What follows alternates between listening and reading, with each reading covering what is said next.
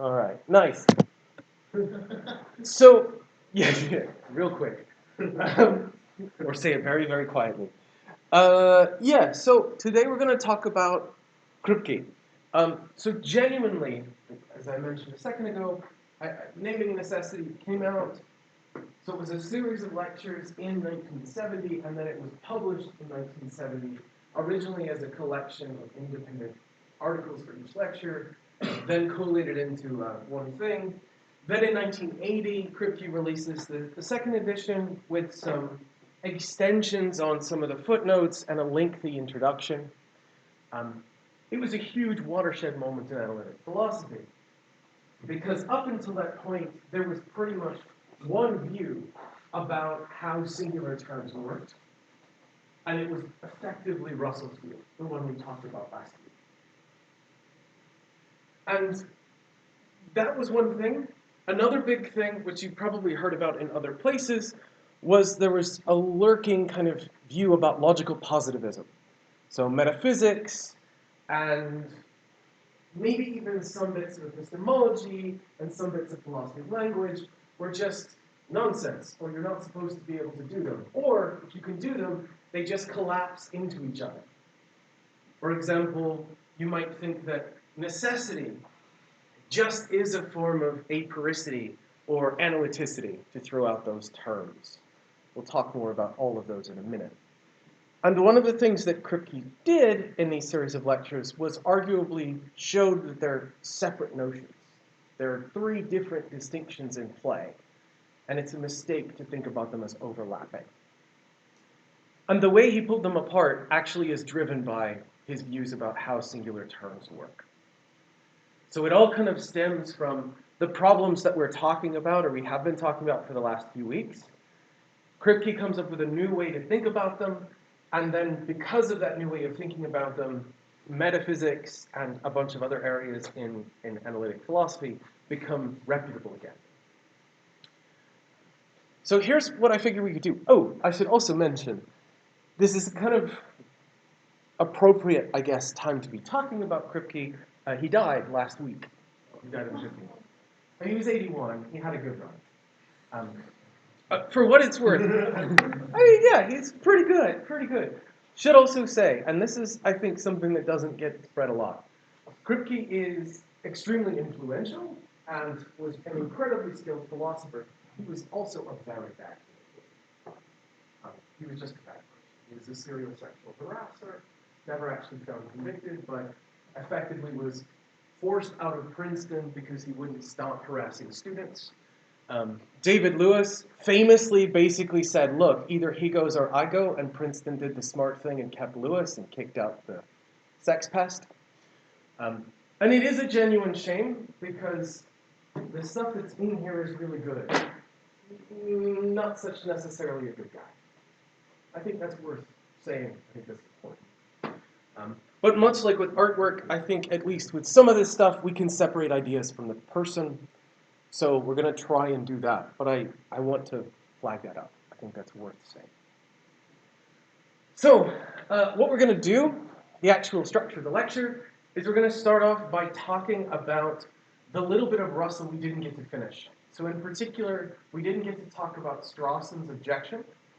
And I want to spend about 10 minutes talking through that. Then I want to take a step back and look at some background notions.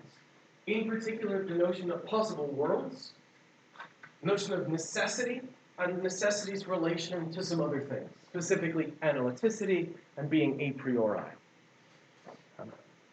I should ask, does everyone know when I say analyticity, do you know what I'm after?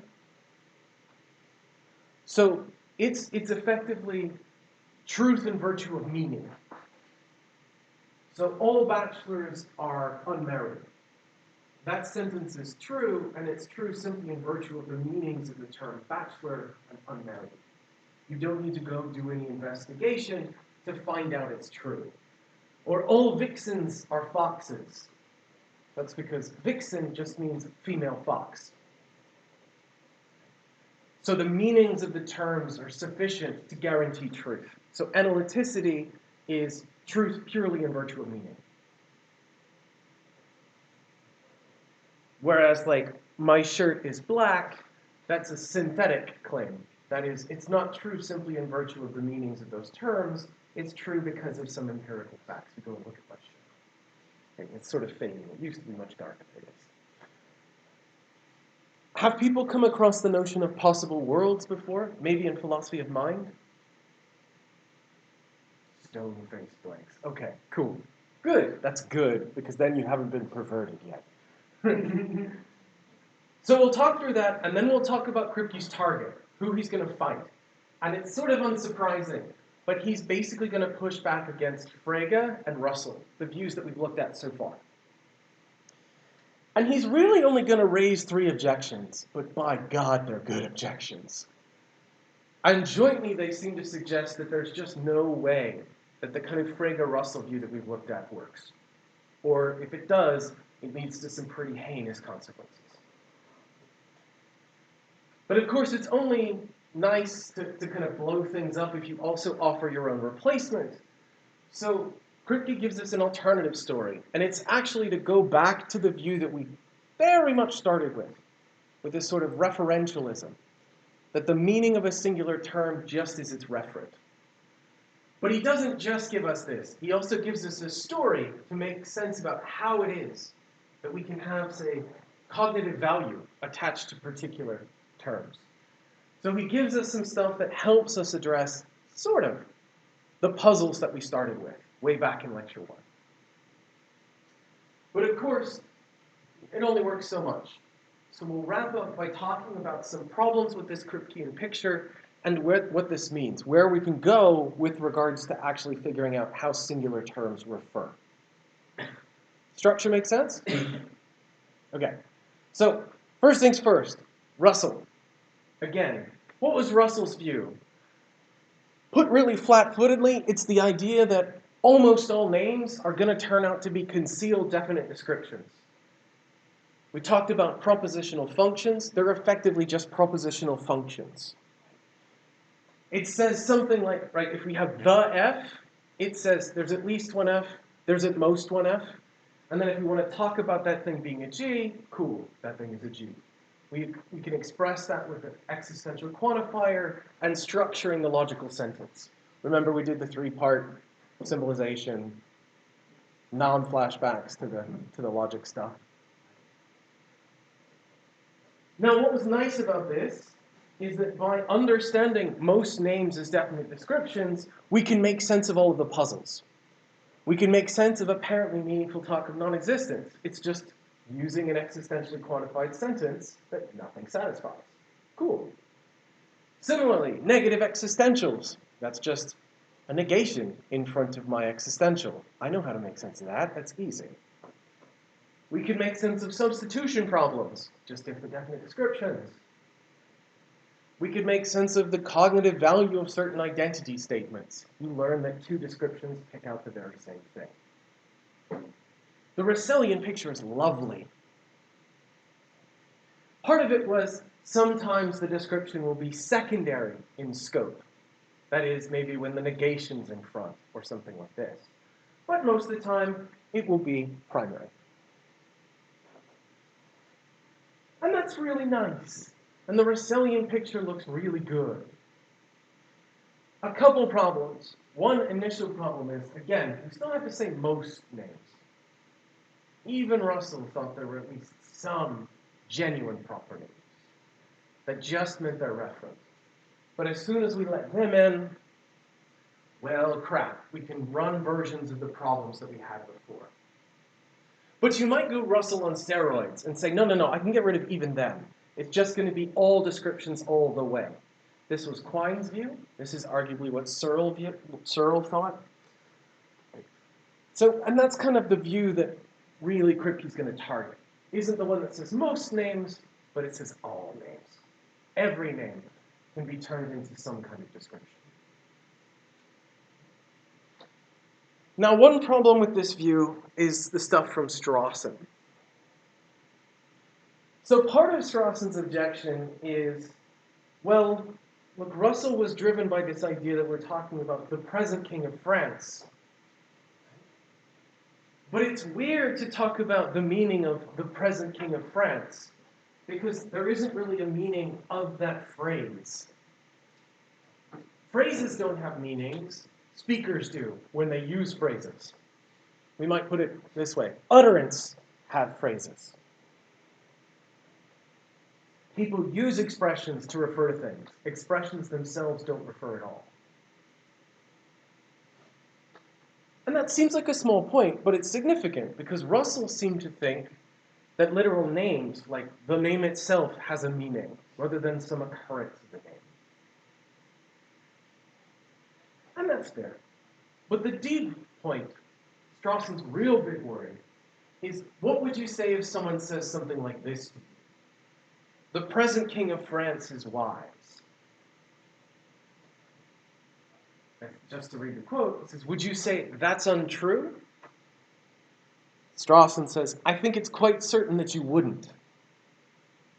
He thinks you wouldn't say that's untrue. You would instead say something like, dude, there's no present King of France. Or France isn't a monarchy. So you wouldn't say that this sentence is false. You would instead say there was a kind of presupposition failure.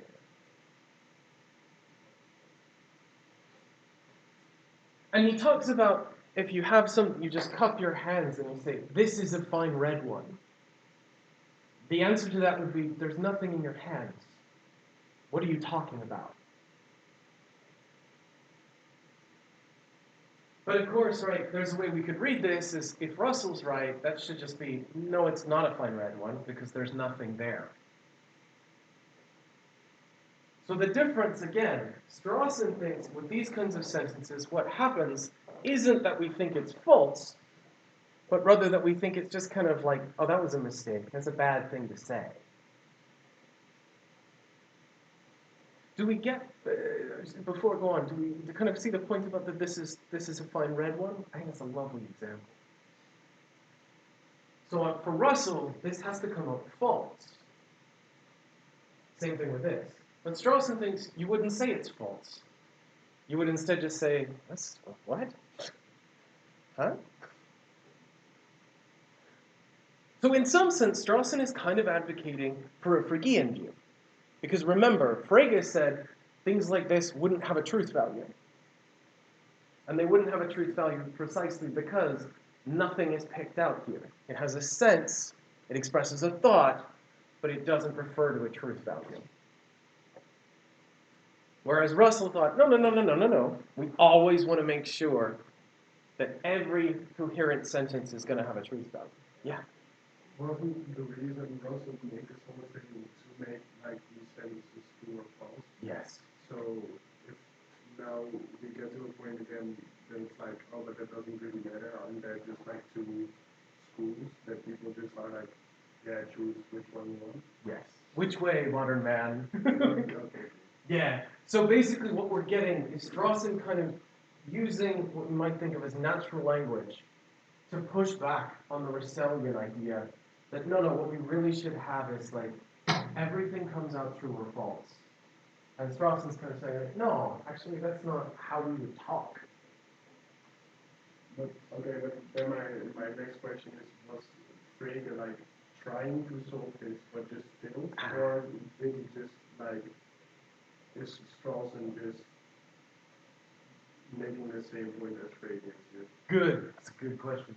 So Frege actually probably wanted to be more like Russell, but could not see a way to get the truth values to come out right. In that sense, Strawson's giving us something like a Fregean picture, but I'm not sure that Frege would be super happy with it. He would much rather have the Russellian story. Which makes sense. If we go back and remember, one of the things that Frege said in On Sense and Reference was, hey, all of these problems only come up with bullshit natural language.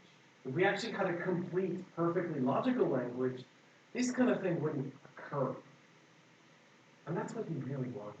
He wanted to get rid of natural language and make it lovely and rigid. I shouldn't use rigidified. We're about to talk about that in a minute. So again, what's the pull? The pull is effectively, do we think sentences like this have a truth value. In that case, there's a kind of slide towards the Russellian story. If we think that it's better to leave these as truth valueless, then there's a kind of slide towards the Fregean story. But note that they're both basically in the same family. As we talked about at the very end of the lecture last time, they're both basically thinking that singular terms get to their objects via something like a description. Either the description that's in the sense, or literally just the description that is what's in the name, because it just is a definite description.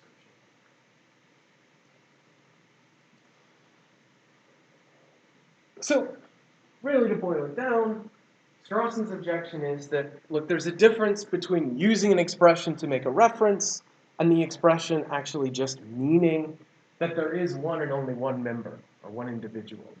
Russell treats them as the same.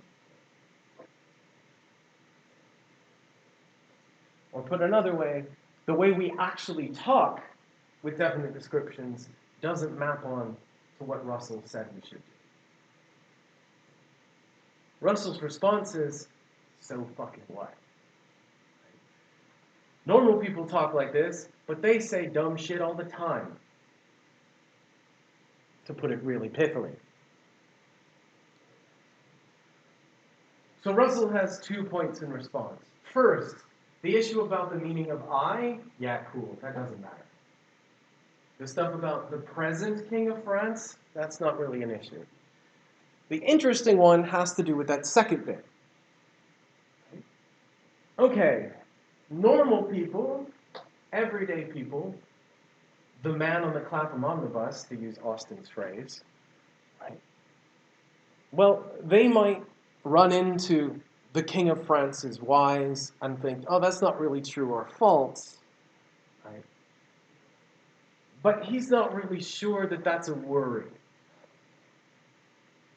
So here's an example. I'm not going to read the big long Russell quote here, but basically he's saying, hey, look, I think that when it comes to philosophy, common speech is actually really bad.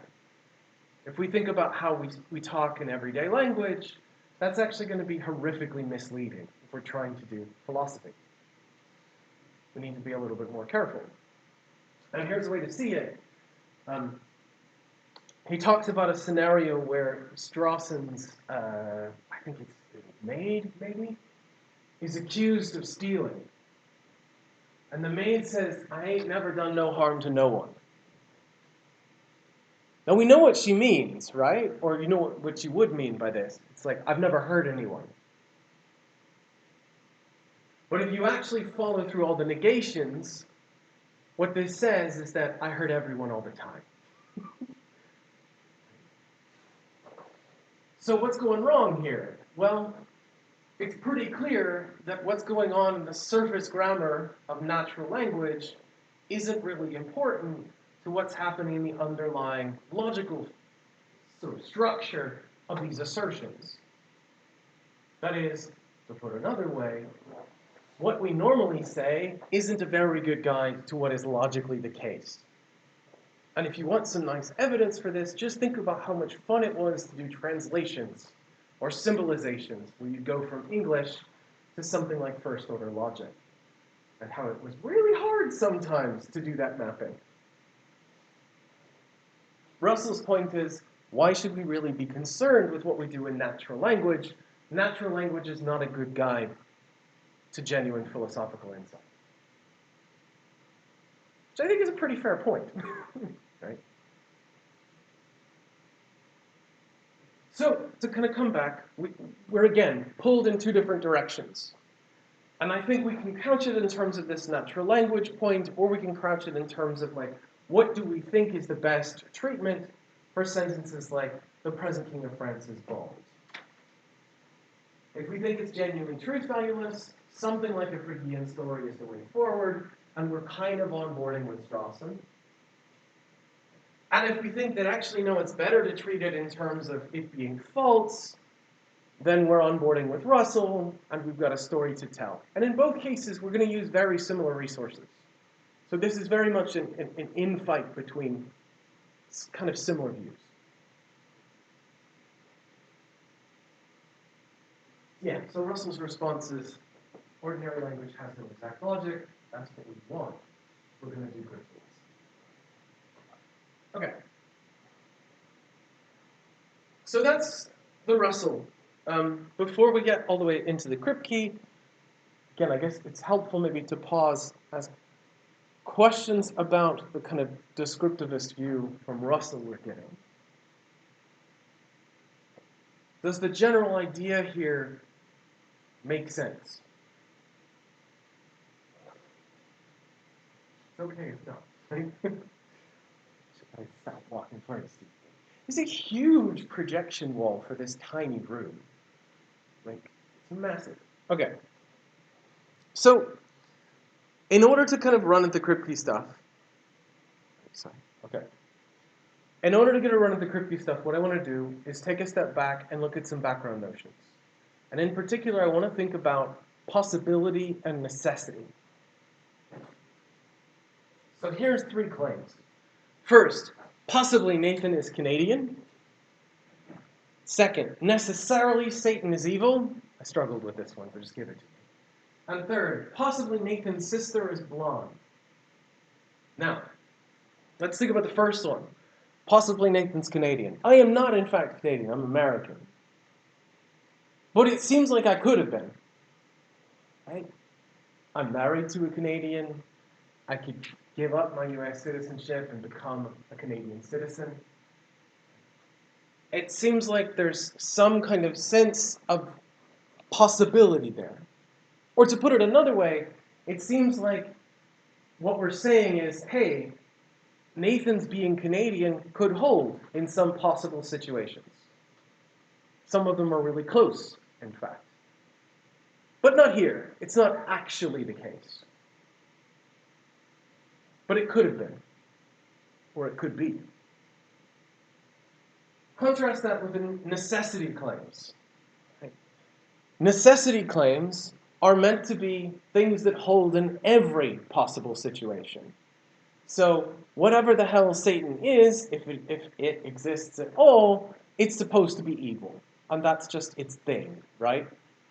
So if Satan exists, Satan's evil. Cool, that just holds in every possible situation. Again, if you don't like this example, replace it with something different.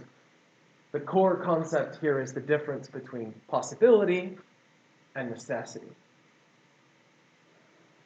Now here's the last one. Possibly Nathan's sister's blonde. Oddity. I am an only child. I don't have a brother or sister. But we can make sense of this claim. Right? It seems like we could say this, and it might even be true, right? My parents maybe could have had another kid, and that kid could have been blonde.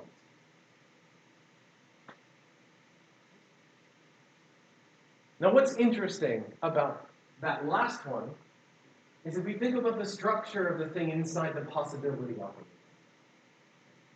Nathan's sister is blonde. It looks like we kind of have to have a thing that we're talking about that is my sister, and that it has a property of being blonde. That is, it's almost like we're talking about what we might think of as a merely possible object. There is no actual thing that is my sister, but there's something that's, well, it could exist, and it could be that that thing has the property of being blonde. Note the difference between this and what's going on with the top one. What's going on with the top one is we've got me, and we're varying my properties. Here, it's somehow like we're reaching out and grabbing something that doesn't actually exist and thinking about what it could be like. So before we go on, do we get the difference between at least sentence 1 and sentence 3? But it seems like even if we don't quite get the difference, we can think about when they're true or false. Right? So when would one be true? Well, it looks like it would be true if there was some possible situation where this object has the property of being Canadian. And this one would be true if there's some object that's appropriately related to me, that has the property of being blonde has that haircut. Exactly how, maybe we need to fix some details. So we might wonder about what's the machinery to make this stuff make sense? How can we understand it being true and being false? Well, we can talk about this notion of a possible situation. And this is where possible worlds come in. So possible worlds are things we're going to postulate that effectively are just big possible situations. In fact, they're a formal tool, originally instanced by Kripke, that are designed to help us make sense of when we have possibility and necessity. So they're like possible situations in the sense that things will be true in them or at them, but they're a little bit different. For one, worlds are complete. That is, for every proposition P, it's either going to be true or it's false. They're also consistent. So for every proposition, it's not going to be the case that it's both true and false. And there's a shitload of them. They're plenitudinous. To use Lewis's words, for every way a world might be, there's a possible world that is that way. In other words, for every possibility, there's going to be a possible world. And note, we'll talk about worlds. They don't have to be the kind of kickable things that we're in right now. Lewis thought they were, for reasons, which we won't talk about. But they're effectively just, if you like, representations. They're complete, complex, consistent representations of the ways things might be. So there's a possible world where everything is the same except my shirt's blue. There's a possible world where everything is the same except my shirt's red. There's a possible world where we're all here except your man's shirt here is blue. And so on and so on and so on and so on. For every little minute different possibility, there's going to be another possible world. Again, we don't have to worry too much about what these things actually are, but just the function that they serve. And the function is to help us make sense of these kinds of claims. If I say possibly P, what that really means is there's some possible world where P is the case. Oh, and here's the neat thing. The actual world, the thing we're in, that's one of the possible worlds too. Makes sense, because if things are actually true, then it's possible that they are true. What proves that my shirt's possibly black? Fucking look at it. Okay, so how do we make sense of possibility claims? Well, we say there exists a world where P. How about necessity claims? Right, the ones that are supposed to hold in every possible circumstance. Well, they hold in every world. So necessarily P is just basically, for all worlds, P.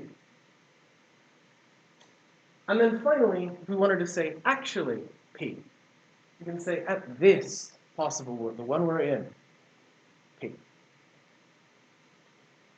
This might sound kind of silly, but here's something really, really cool. We just took these operators and we've turned them into quantifiers. Quantifiers over things that are worlds. We know, logically, how to deal with quantifiers. So now we have a very straightforward way to understand possibility and necessity talk. We can do it in terms of quantification over worlds. And worlds can be things where sentences are true, or their negations can be true, and hence they're false. Okay. Before we go on, pause, ask, what questions do you have for me on this stuff? Yes? What would be the quantifier for at this? Good. So what we can do is you can have a special just at operator, right? Basically, it's a bit like having a name. right? And we'll have a name for this world. That'd be one way to go. Another way is you can define this in terms of causation. So the actual world would be the only one that we're causally related to. Cool, good question. Other questions? So, this kind of possible worlds approach to thinking about modality was introduced in the 60s, and it's just kicking ass today. It's pretty much the way that people still think about these things, at least with regards to the meaning of these kinds of terms. Logically, it's extremely helpful. Well, once we have it, it also lets us kind of make sense of our claims. Right? So go back to our various modal claims. Possibly Nathan is Canadian. What is this saying? Well, it's just saying there's some possible world where this very thing, me, is there, and I have the property of being Canadian. Similarly, necessarily Satan is evil is basically saying, all right, cool, in every possible world, shaking Satan at you, this thing has the property of being evil. And then for our last one, it means there's at least one possible world where there's some object that's related to me in the sibling manner, where I am there, and that thing has the property of being blonde. So we have a nice way to understand when these are going to be true and when they're false. But here's something weird. Again, if we look at our top one and our bottom one, we have to kind of be able to import me. In order for the top thing to make sense, I have to be able to be kind of drug into other possible worlds. Or, put another way, you need to be able to find me.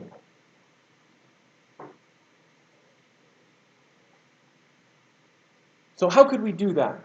Well, here's the thought. Names work rigidly. That is, if they refer to the same thing in every possible world. So if we can name me Nathan in this world, then our use of Nathan is going to pick me out in every other world too. Now note, there might be some worries about ambiguity. Oh, maybe there's a bunch of people named Nathan. Cool. Well, we just got to be very careful which particular usage that you have in mind. Whenever Nathan subscript this one, cool. Now that name is going to be rigid. Whenever we use it, and it denotes anything, it's going to denote the very same object. Again, you might think about it this way. How would we track down my sister and her hair color? Well, you find me. And you find the things that are related to me in the sibling relation. And then look at their hair color. Again, I'm speaking metaphorically as if we're going to be looking into these possible worlds, but you get the idea. We're going to tag objects and then shove them into worlds, and we're still going to be able to put our finger on them because we still have the names to give them. So this is the idea that names are what we'll call rigid designators. And this is a term that designates or picks out the very same object in all possible worlds, or at least all possible worlds where it picks anything out at all. This is the really big idea. So I want to make sure we get it. So, before we move on from the slide, does the idea make sense? So another way to come at it is again, basically what we're going to be able to say is possible worlds are something like stories. We'll tell a story, and in the story, Nathan's Canadian. Or in the story, Nathan has a sister who's blonde. But in order for this to work, the name Nathan has to still come back to me. Yeah. So, would it matter if in another possible world the name wouldn't be Nathan? Good. Very good question. So, no. And here's why. We want to pull a difference between how we talk about that world and how they talk about themselves. So we could describe all of the things in that world by saying, hey, here's Nathan. Oh, but in that world they call him Calvin. Or something like this. So in particular, when we talk about the worlds, we use our language. When they talk about the worlds, they use their language. But that's fine. We're still picking out the same objects. So they wouldn't think that Nathan's a rigid designator, but that's because they talk a different language. It's a subtle point, but it's a nice one. So again, what's going on here is we're running with this idea that we can use this world talk to make sense of locality, this talk of things being possible or necessary. And to go hand in hand with it, it seems very useful to think that proper names are rigid designators. They let us tag an object and then track it anywhere in modal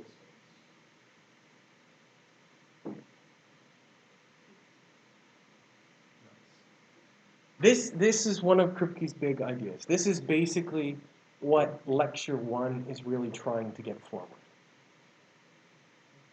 Now, once we have this idea, we can start to pull apart some other things. So here's the second thing to note. If proper names are rigid, some terms, singular terms, are going to be what we'll call flaccid, which is a terrible joke. But so the idea is that if the rigid terms always pick out the same object in every world, flaccid ones don't. Take the tallest person in the room.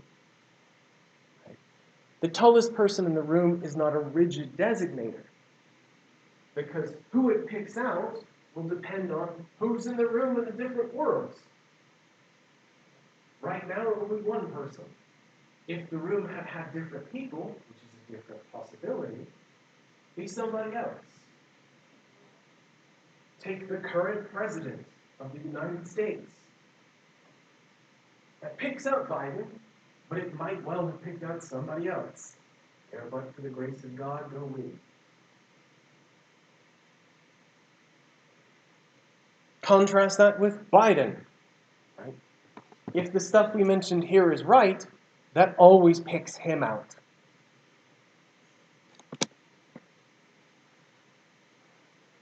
What's a way we might tell the difference? Well, here's Kripke's suggested test. Ask yourself, using N as the name or the designator, does it make sense to ask or say N might not have been N? If it does, then the term isn't rigid. Yeah. The president of the U.S. in 1970 might not have been the president of the U.S. in 1970. Sure, he might have lost the election. He is, in fact, the president, but he might not have been. Contrast that with Nixon might not have been Nixon. I mean, there's a sense in which you could read this as a certain way, but no, you're not using this as a name then. You're using this as a kind of description for someone like a sleazy dude, or someone who commits perjury, or you go on as you like, right? If you use it as a name, it doesn't really make sense. It's like saying, this thing might not have been this thing. What the hell are you saying?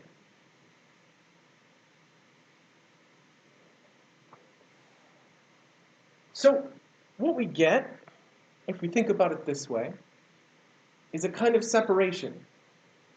We have a separation between proper names, like Nixon, and descriptions, like the President of the U.S. in 1970. Both of them co-refer, they both pick out the same dude, but one of them does so rigidly, you can track him across all possible worlds, and the other does so non-rigidly.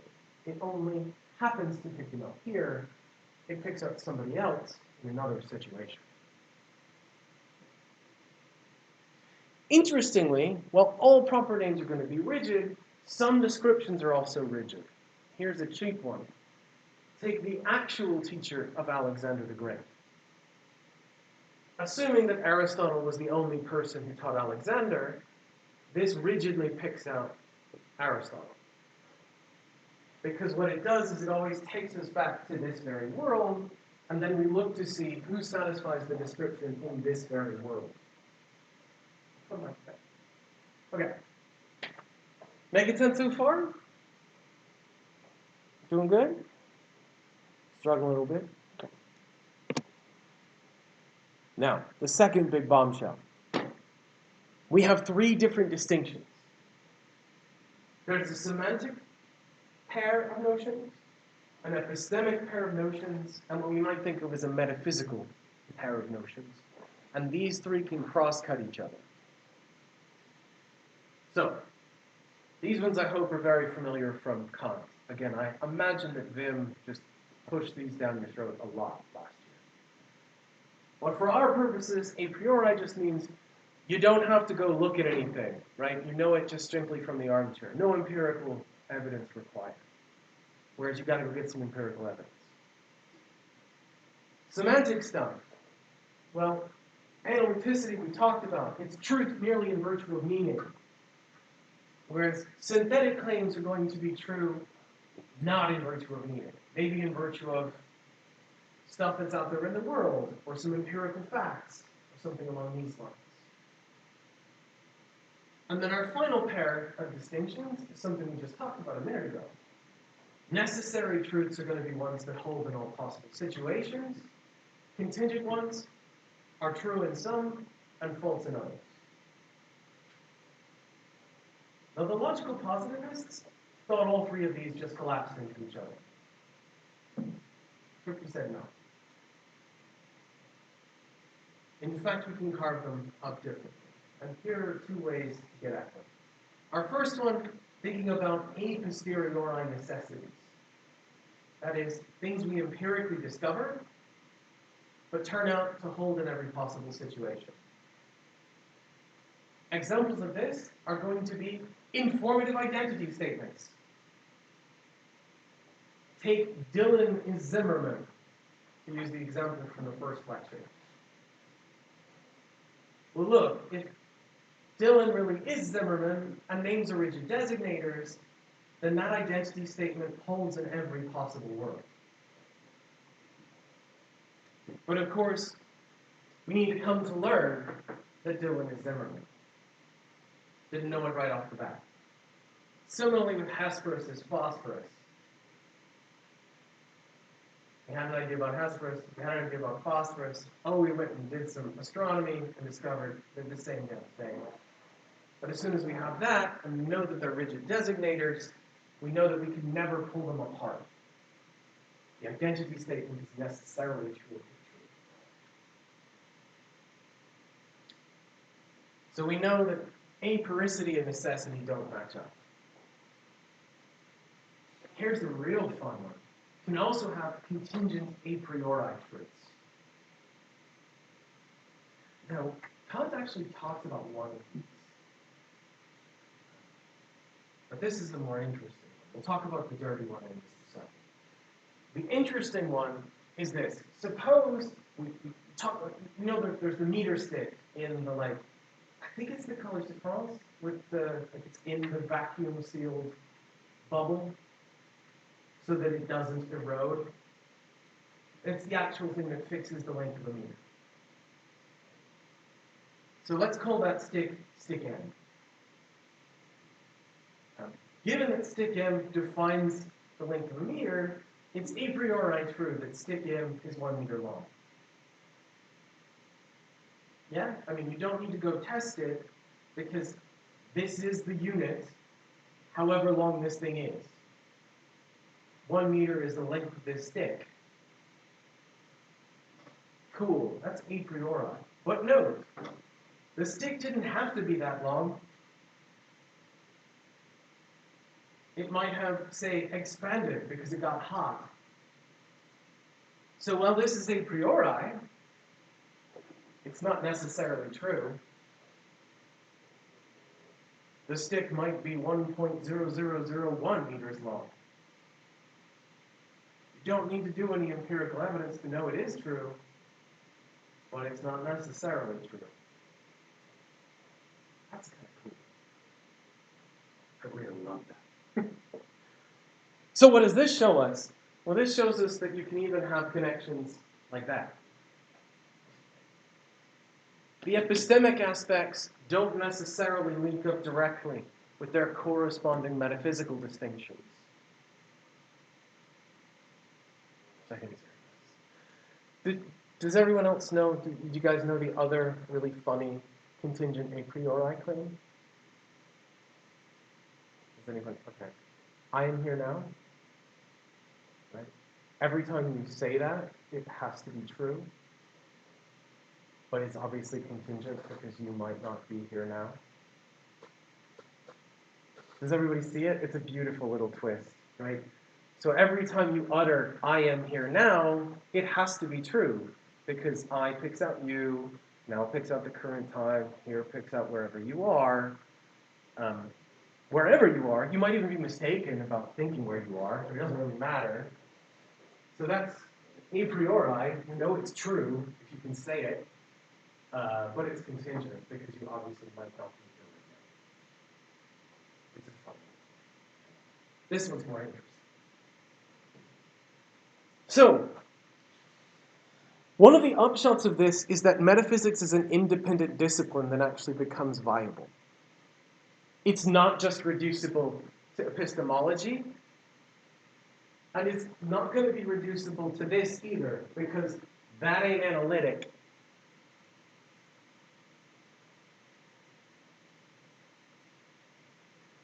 Remember, it's not analytic, because if it was analytic, there'd be no way we could have any gain. Couldn't be cognitively significant. That was Frege's whole fucking point right at the beginning. A equals A is analytic, A equals B is not. So, there's a distinct category, this notion of necessity and possibility. It does not collapse to the epistemic, and it does not collapse to the semantic. It's simply distinct. That's cool. All right. So, finally, all of that was basically getting us to Kripke's big stuff on philosophy of language.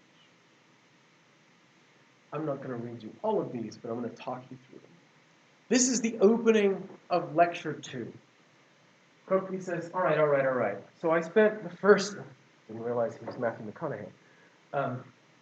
Kripke says, right, I spent the first lecture basically talking you through the view I want to target.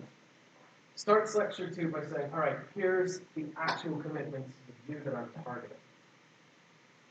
6 claims plus 1 restriction. Our first one is just, hey, when we have a name or designated description, there's some, name or designating expression, there's some description that's underlying it. 1. 2 tells us this description is meant to be definite. It gets us to a single object. 3 says, right, if you satisfy the description, then you're the referent. So basically 2 and 3 kind of give us the biconditional.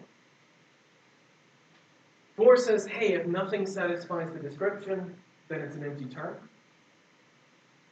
Does it turn out that there isn't anything that's a present king of France? Cool, then it doesn't confirm.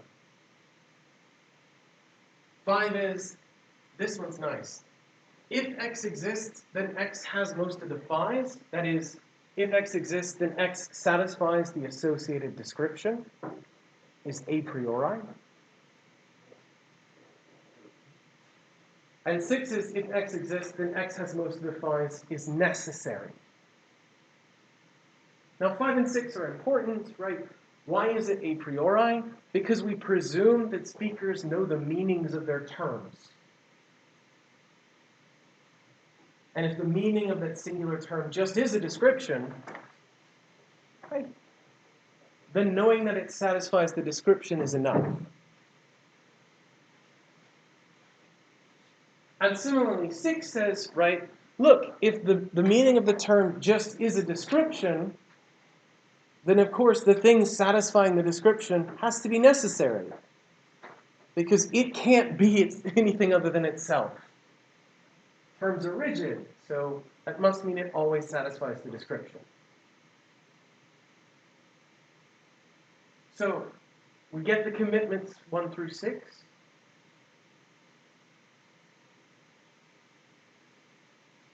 Again, basically they're just saying, hey, for every singular term, there's going to be a definite description underlying it. The content of that definite description is going to be a priori, and the way it picks the object out is going to be necessary. Obviously, right, if Aristotle just means the teacher of Alexander, and Aristotle is a rigid designator, that is, it picks Aristotle out in every world, then whenever Aristotle's around, he's going to teach Alexander. That's just what the name means, right?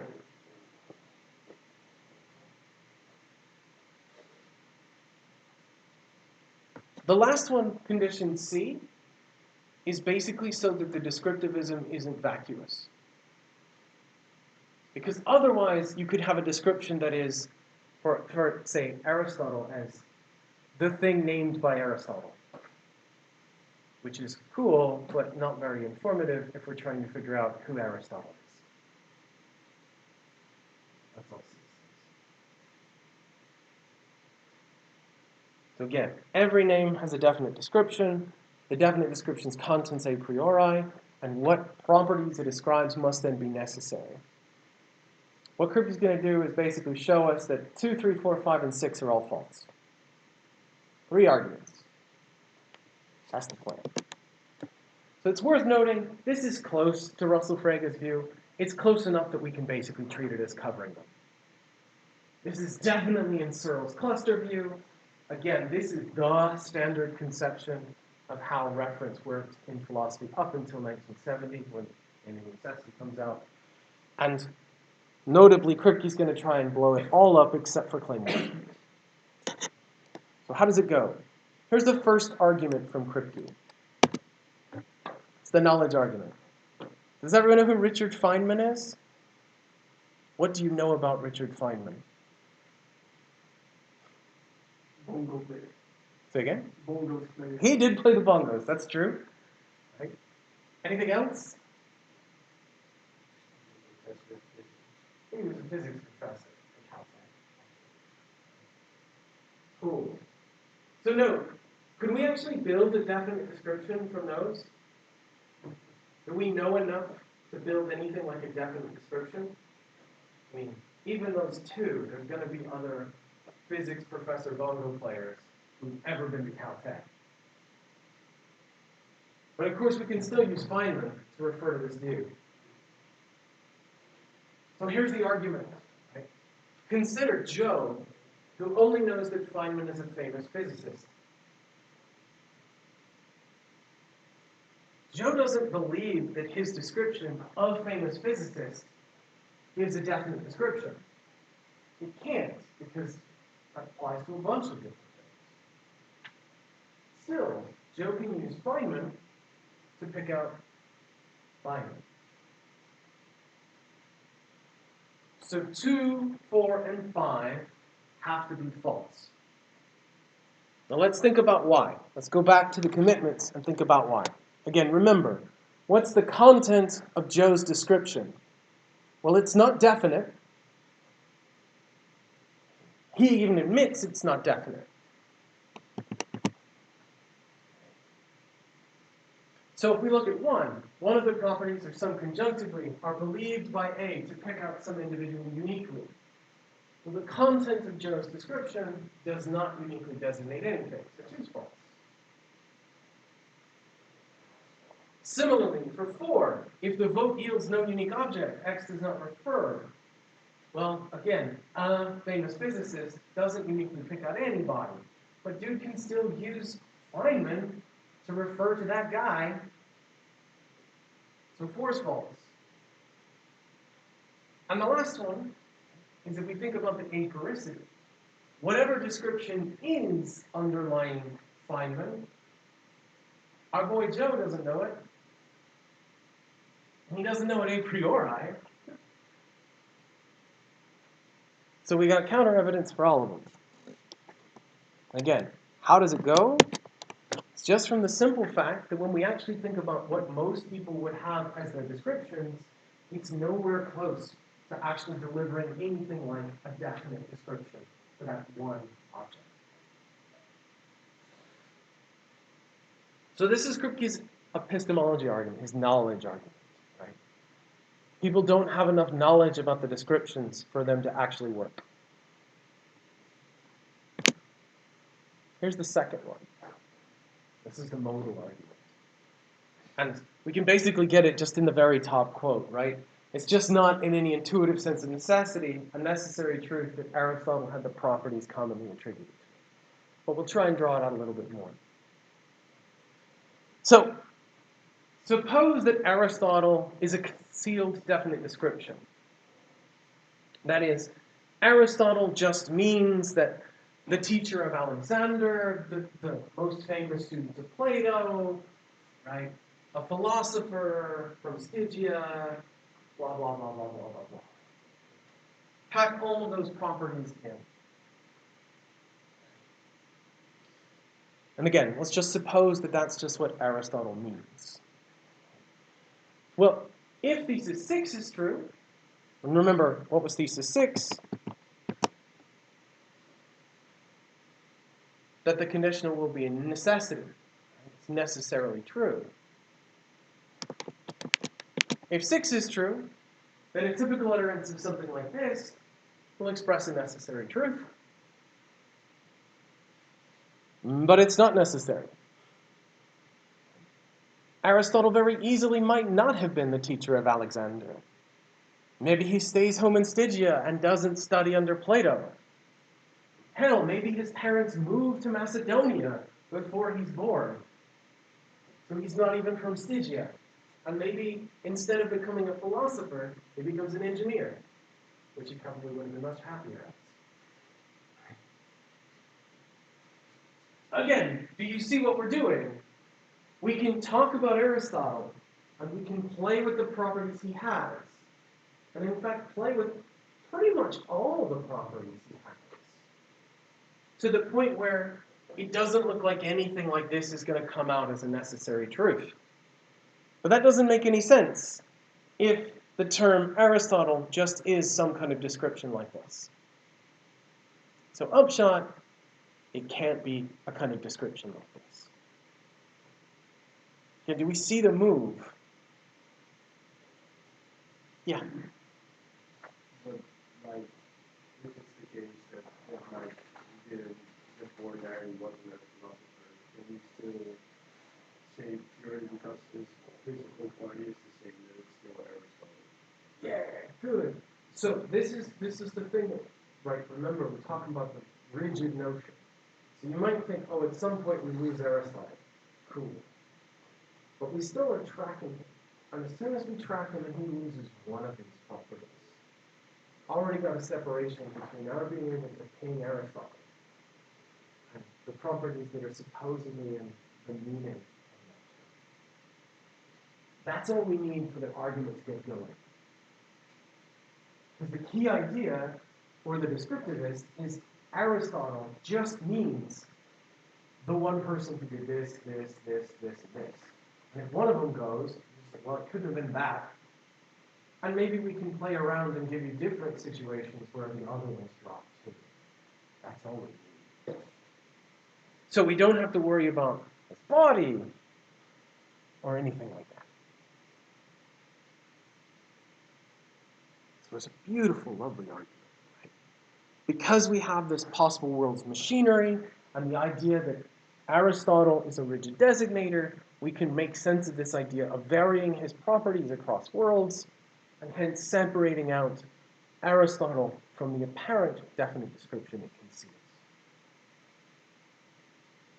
They can't mean the same thing, because one is true in one world and one is false in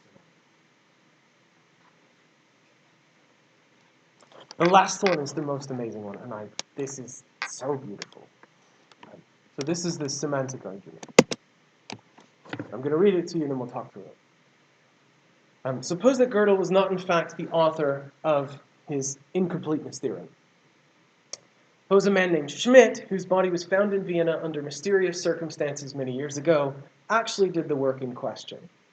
His friend Gödel somehow got a hold of the manuscript and was thereafter attributed to Gödel. Then, when our ordinary man uses the name Gödel, he really means to refer to Schmidt, because Schmidt is the unique person satisfying the description, the man who discovered the incompleteness of arithmetic.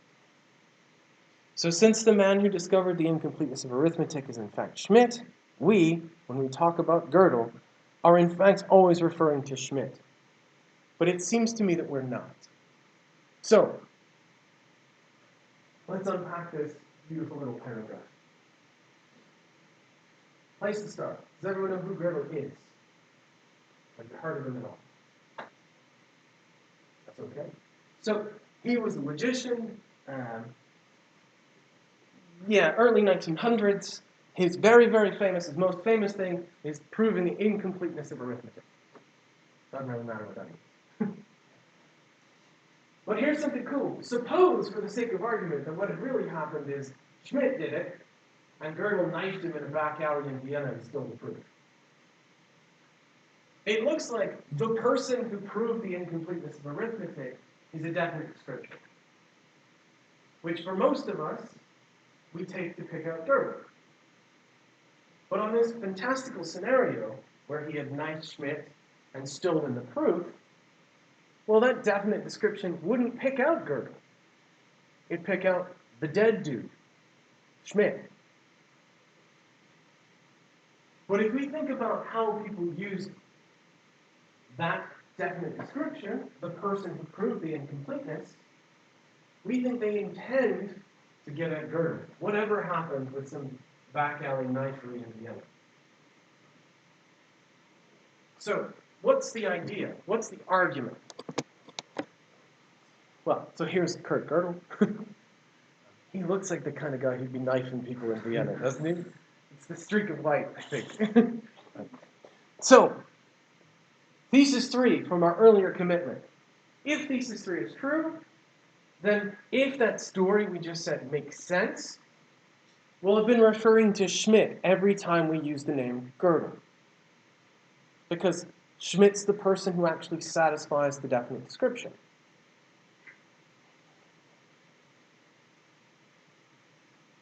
But problem, if the story's true, we've still been talking about Gödel, not Schmidt. So, doing a quick modus tollens, thesis 3 must be false. So this is, again, a very clever little argument. So let's think about it this way. Suppose that actually I am not, in fact, Nathan. Right? My name is Alfred.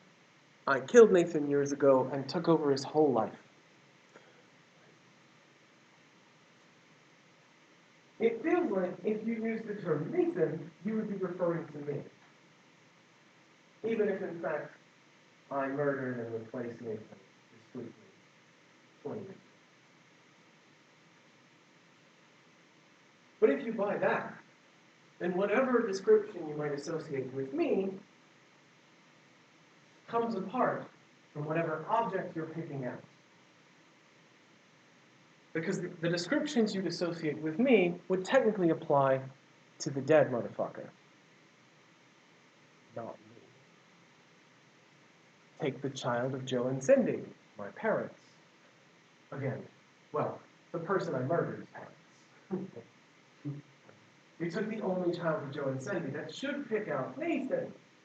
But of course, if I had murdered and replaced Nathan, it wouldn't pick me out. Pick out the body. That's the same thing we have here. The famous thing for Gödel is he's the person who made this proof. But if it turns out that somebody else did the proof, then per the descriptivists, whenever we use Gödel, it's picking out that other person. But that's not right. Whenever we use Gödel, we're talking about this guy. So the content of the description doesn't have to get us to the thing that actually made it. But the name still gets us there. Yeah, it's not really a question. I have a problem with it like that. Go ahead. I don't know how correct I am on this one, but I might just be a hot take again. But I think that if you really successfully murder a guy and you get the proof, and everybody believes that you proved it, then you just did that. And then, like, if you really, as Alfred, really successfully killed Nathan, and just everybody accepts it, then you are actually also the son of your parents, or of like Nathan's parents. I get it; it's a hot take, but I really do think that that is because truth is still just to me like Sort of acceptance. yeah, it's acceptance. It's like what we all agree on, and if we all agree that that's the case, then like I get that it's not like how naturally you are not the son, but if everybody just is like yeah, that's the son, then I'm Good still, enough. I'm still on board. I'm like yeah. Sure. I guess kind of lurking here is this thought that there's a there's the possibility that whatever we all agree on could still be wrong. Right? So my parents might think Nathan's parents might think it, right? And everyone might think it. Hell, maybe even I've self-deluded myself after a very extensive drug regimen to come to believe that they're my parents. But there's still a gap there. I mean, you kind of put it naturally or naturalistically, I'm not sure exactly how you want to put it. If we have that gap, that's the thing we need for the semantic thing to go through. Because remember, all of this isn't about what people believe. It's just about which things actually satisfy the description and which things are we actually picking out with the name. So whoever it was that actually proved the things, that would be the object denoted by the description. But that doesn't seem to line up with how we would really use the name. That's the kind of thought, right? And I think, there might be some issues about buying the notion of truth here, but hopefully you can see this. Yeah, I get it, but I just don't agree with it. That's fair. That's fair. A lot of this is up for grabs. But do we see the wedge? Do we see the wedge, how the semantic argument here kind of drives the separation? It's so beautiful. If you really want to see it, if you really want to see why this works, think about what you would say upon the discovery. So suppose that you found the evidence that in fact this was true. How would you describe it?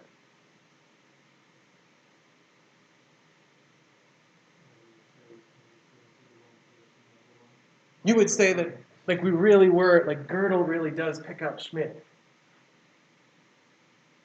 I mean, you wouldn't say it turns out that Gödel didn't prove the incompleteness of arithmetic. I would think that would be the right description for this. And if it turns out that that's how you would describe it, like Gödel didn't do this, someone else did, then you already have a difference between the description and the name. Because you couldn't even say that. That would be analytically incoherent. Do we see why? That's a real quick and dirty argument, but I think it's such a beautiful one. If Gödel just means the person who made the proof, and what we would do on learning this evidence is say, Gödel didn't prove it. We've already got enough to show that there's a separation between how we use the name and how we use the relevant description. Does that move you at all? You can say no, it's okay. I think it's really nice. Yeah. Again, the core thought of what we're targeting, or what Prifty's targeting, is this idea that the meaning of the singular term, the meaning of the name, is just going to be hashed out in terms of this description. And no, it doesn't matter that it's this particular description, this is just a handy example. If we can ever have a kind of misalignment where one thing is the target of the description and another thing is the target of the name, then we know they can't mean the same thing. And that's what this is trying to push us to. There'd be a case where Schmidt's the object that satisfies the description, But this creepy looking guy is the one who's targeting it. And if we can make sense of that, we don't even have to make it true, right? Just that we can make sense of this, then there's already a semantic gap between the two. That's why this is such an amazingly powerful argument.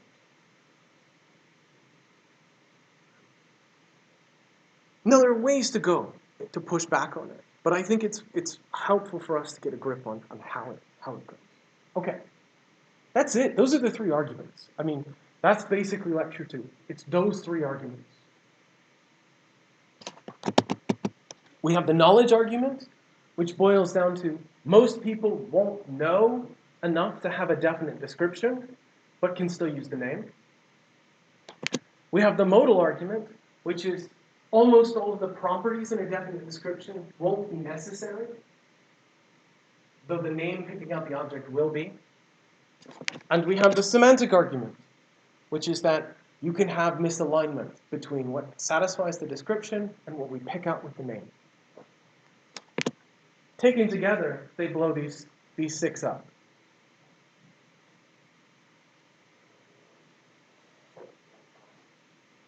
That's the kind of nice.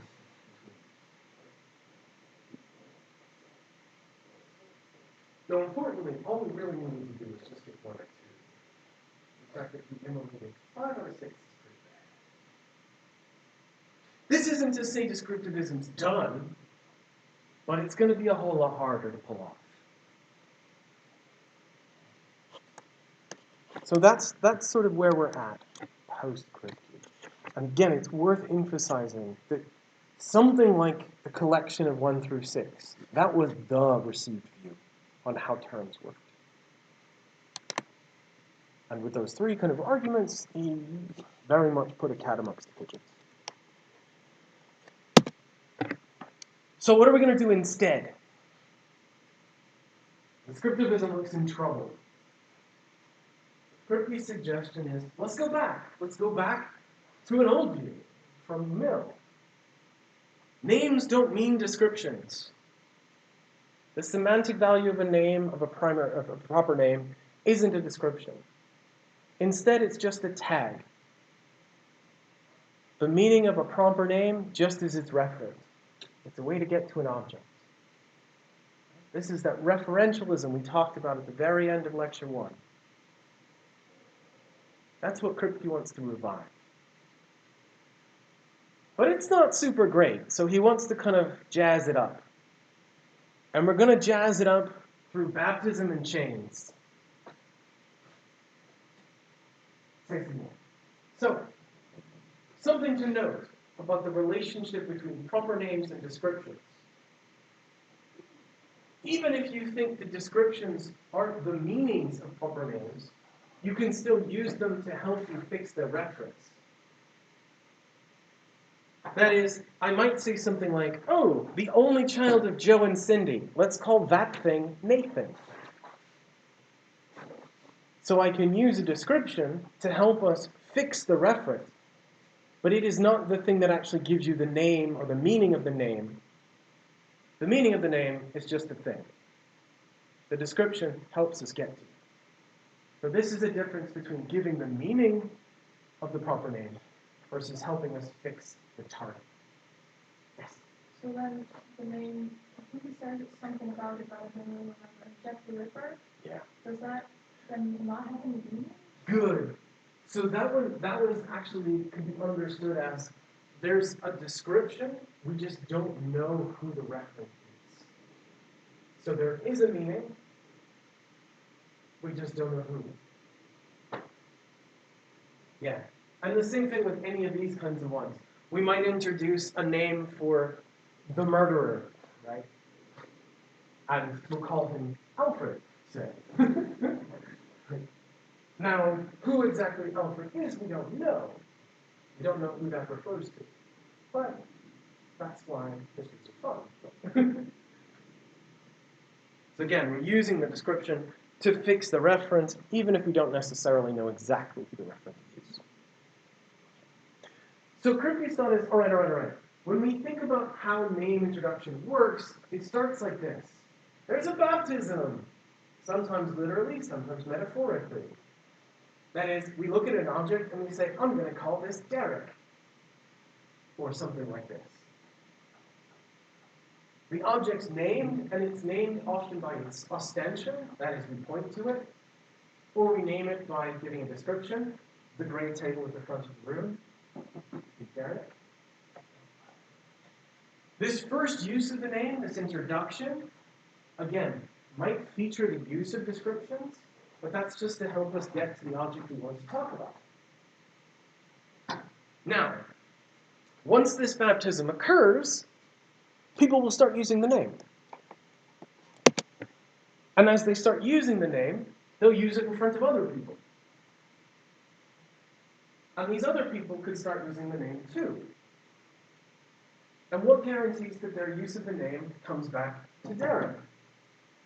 Well, it's the fact that they stand in a causal chain to that initial baptism. So if, for example, you guys go and you start using the name Derek in front of some of the people who aren't here, I say, oh, Nathan talked about this stupid table Derek, it was such a dumb example, right, blah, blah, blah, blah, blah. People can say, oh, Nathan was talking about this table Derek, even if they weren't here.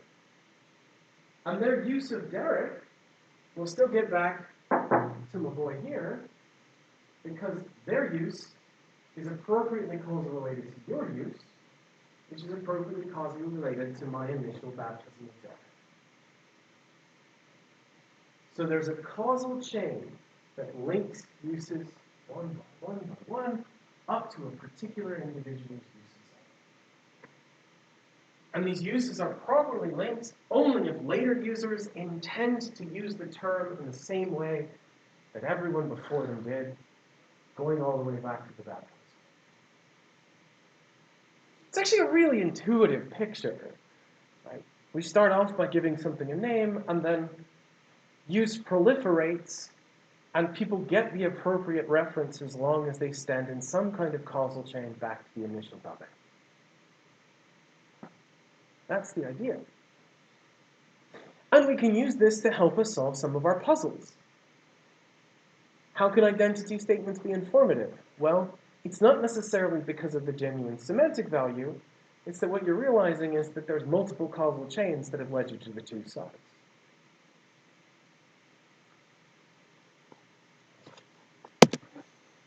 This is one of my favorite ever slides. I think someone used this actually when I was an undergrad, and I love it, so I kept it. Right? So here's an instance. Let's think about the Joe case, right? The guy who's referring to Feynman. He doesn't know anything about Feynman, but he can still pick him out. And that's because his occurrence, or his usage, was causally related to a prior usage, which was causally related to a prior usage, which was causally related to a prior usage, which was causally related to the initial baptism, where Feynman's parents said, let's call this kid Feynman. So there isn't anything like a causal chain that's going from this to the use. It's that we can trace each use through an appropriate causal linkage back to the baptism. Similarly, it is not that there's something about this thing that causes you to use this term. It's again, that you stand in the appropriate chain back to the baptism. That's a lovely picture. I mean, this is not a lovely picture. I thought it was hideous. That's why I wanted to share it. I think it's just utterly brilliant. But it captures the idea. Again, a later use is going to be linked appropriately if it's got the appropriate causal links back all the way to the baptism. This gives us the causal theory of reference. I'll throw the whole big thing out at you. We'll see a use U of a proper name N refers to an object X if and only if there's some chain of uses of N in which adjacent members of the chain are appropriately causally linked. The use that we're talking about is the final link in the chain, and the first member is the initial baptism, using N to refer to X. And again, that initial baptism might be driven by a description. The gray table in the front of the room, we'll call Derek, But the meaning of Garrick isn't that description. The meaning is just this. So we have this idea of baptisms and causal chains. The meaning of the terms is still just going to be the objects, but now we have a grip on how reference can be fixed, how it is we can have same saying. We don't need anything like senses. We don't need anything like weird propositional functions, like Russell thought, where it's concealed definite descriptions. We just need causation and baptism. And again, baptism in this Kripke special way. Dubbing. Okay, cool. How are we feeling about the Kripke stuff? I've thrown a lot of stuff at you. So we got, right, the three arguments, the knowledge one, the modal one, the semantic one. And that was to drive us back to some kind of millionism, some kind of pure referential account of names. And on top of that, we have this causal theory to help us out with some of the things. So,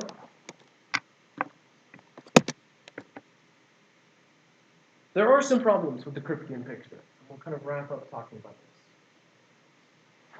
The problems with the Kripkean picture basically are, cool, what do we want to say about those four problems we had at the end of lecture 1? How do we make sense of empty names? What's going on there? If the meaning of a name just is its reference, there's no reference, then aren't we really screwed? If I say Holmes is a detective, or if I say Santa doesn't exist, I don't even know how to make sense of those. Russell gave me a story.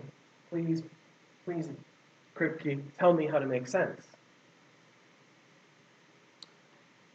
That's a problem. Here's an even worse problem. Is it looks like we could have instances of meaning change. So Evans notes that names can seem to change their reference over time, and no one seems to really mind. Perhaps the most famous example of this is Madagascar. So originally, the name did not refer to the island. It referred to part of the mainland in Africa. And Marco Polo looked up, and he thought it meant the island. So we all get it from him, and we used it to name the island, and then eventually people got so sick of dealing with Europeans using the wrong term that they just switched which one they called. They adopted our usage. So here's why that's problematic. The reason that's problematic is there was never an initial moment of baptism where the name Madagascar picked out the island.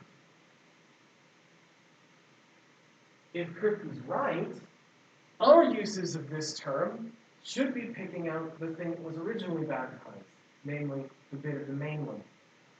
Yeah. I was not the moment that Marco Polo fucked up with that. Good. So this is one of the ways we can kind of maybe respond to this. As you can say, sometimes there'll be inadvertent baptisms. The problem is we can very quickly then get to a point where we don't know that people are referring to the same thing. Right?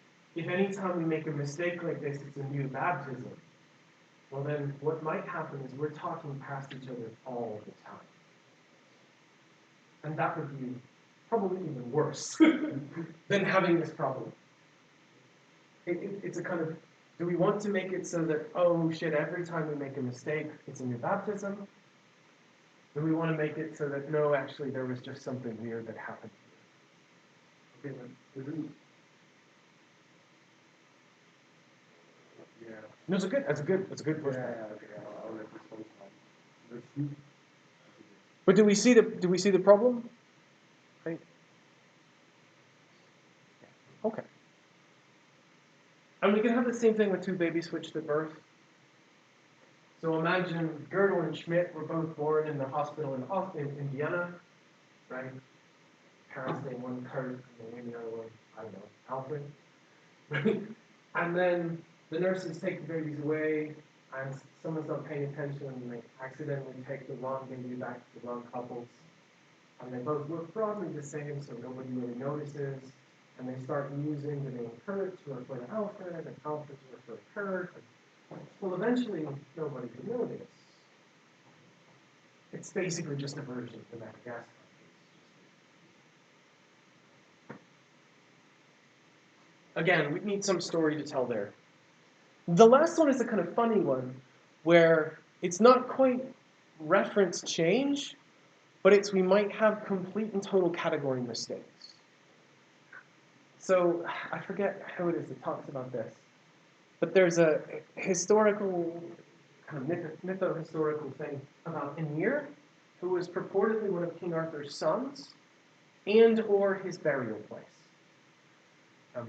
Yeah, it's not clear because of the way that the old, well, I guess this is Welsh, that the Welsh works, whether this name was referring to a son or it's referring to a burial location.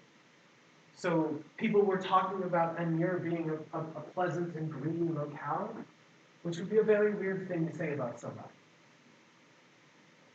So this is basically another issue where not only would you have kind of reference change, but you could have literal like category mistakes going on. As to like, oh, we visited Aenir today, we played lawn darts on it. So it's a cool picture, but it faces a bunch of problems. So where are we going to go from here? Well, basically, let's review the last 3 weeks, then we'll be done. 2 more minutes. We basically have a dilemma. We can think of singular terms, and especially proper names, as something like tags, the sort of Millian view, or the Kripke view that we've just been talking about. But now we need to say something about our opening puzzles, the 4 that we started by the end of lecture 1 with. Not a really good stool this year. Not so good. Alternatively, we might think names are something like descriptions. This is basically what Frege pushed us towards, what Russell pushed us towards. You can see Strawson again, kind of pushing us towards something like a Fregean picture. But then we have to figure out what to say about Kripke's objections, which seem to drive wedges between the semantic value of the descriptions and their reference. The real upshot is neither one looks really happy. And there doesn't seem to be an easy third option, at least not obvious. So the upshot really is that, look, we know singular terms refer.